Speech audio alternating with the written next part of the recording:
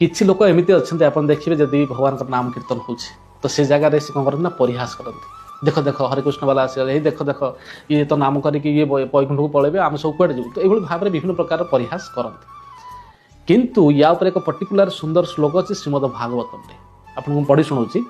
ଶ୍ରୀମଦ ଭାଗବତମ 6ଠ ସ୍କନ୍ଦ 2ୟ ଅଧ୍ୟାୟ 14 ନମ୍ବର ଶ୍ଲୋକ ଆପଣ ଦେଖିବେ ଖୋଲିକି ଯଦି ଆପଣଙ୍କ ପାଖରେ ଭାଗବତମ ଅଛନ୍ତି। ସାଙ୍କେତ୍ୟ ପାରିହାସ୍ୟମ୍ ବା ସ୍ତୋବମ୍ ହେଳନମେବ ବା ବୈକୁଣ୍ଠ ନାମ ଗ୍ରହଣମ୍ ଅଶେଷ ଅଘଂ ହରଂ ବିଦୁଃ। ୟାର ଅର୍ଥ ହେଉଛନ୍ତି ଯଦି କେହି ପରିହାସ କରି କହୁଛନ୍ତି, ଯଦି କେହି ହେଳାରେ କହୁଛନ୍ତି, ଯଦି କେହି ଦେଖିକି କହୁଛନ୍ତି, ଉପହାସ କରୁଛନ୍ତି, କିନ୍ତୁ ନାମ କରୁଛନ୍ତି ହରେ କୃଷ୍ଣ କୃଷ୍ଣ କୃଷ୍ଣ ହରେ ହରେ ହରେ ରାମ ରାମ ରାମ ହରେ ହରେ, ତାହେଲେ ସେ ବ୍ୟକ୍ତିର ପାପ ନଷ୍ଟ ହୋଇଯାଏ। ସେଥିପାଇଁ ଭଗବାନଙ୍କର ନାମରେ ଏତେ ଶକ୍ତି ଅଛି।